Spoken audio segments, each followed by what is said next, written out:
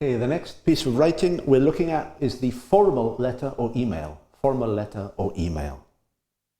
The objective, typical objectives of formal letters or emails could be these four. These are the ones that typically come up in exams. It could be an application letter. You're applying for a job or a scholarship. It could be educational, you could be applying for a job.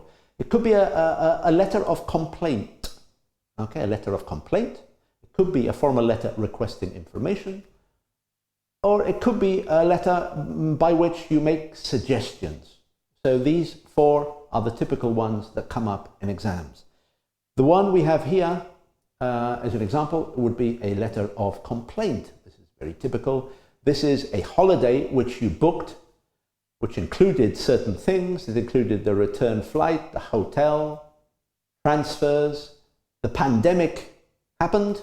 You couldn't travel because of this. And what was agreed by the travel agency, they agreed to refund you the cost of the flight, but they refused the hotel and the transfers. Okay, so they have agreed a certain amount of things, but the other two aspects of their agreement, they're not agreeing to do it, and you're upset with the attention received. So it says, write a letter of complaint explaining the problem and saying what action you can expect to be taken.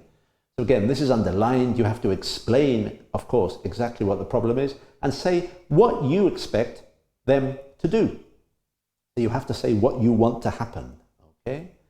The structure, again, we're thinking formal letters, so the greeting should be dear Mr., dear Ms., okay, dear Sir or Madam. So if you know the name, dear Mr. Smith, or dear Ms. Adams, okay, if you don't know the name, dear Sir or Madam.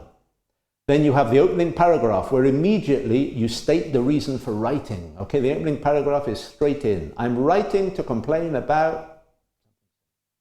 The main content, it simply says organize the content logically. Okay, this will obviously depend on the exam question, but you have to read the exam question carefully and organize according to what they ask you to do. So this is complaining about a trip which didn't happen. You have to think, okay, the opening paragraph is the reason for writing. The next two paragraphs, okay, because 4 paragraphs is a good number of paragraphs, would be the main content. Okay, the second paragraph could be this didn't happen, you promised this, but this didn't happen. The third paragraph would be maybe, okay, again, the continuation, what you expect them to do, okay, that type of thing. The closing paragraph, it says, make reference for future contact and say what you want them to do. Okay, so the content has to be organized logically according to the question.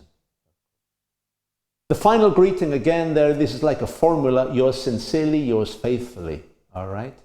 The idea is that if you don't know the name of the person, if you begin the letter, dear Sir or Madam, you should end yours faithfully. If you say, dear Mr. Smith, then you end yours sincerely. Okay, but this is the formula.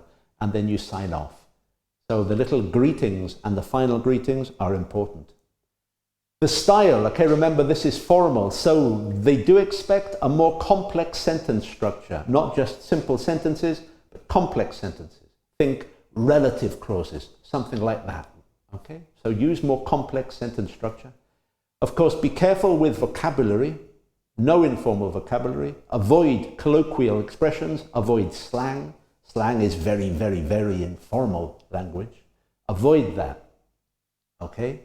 Avoid informal vocabulary wherever possible. Avoid, as I said before with the report, phrasal verbs, very informal things. Try not to use them as far as possible. Avoid contractions, the full verb, okay? Not he's, but he is or he has. And if you're doing a letter of complaint, which would be this case, a good piece of advice is to be firm but not rude. Okay, so you have to be firm. When you're stating what you want them to do, express it very firmly, but do not be rude. Okay, so be careful with that. Thank you very much.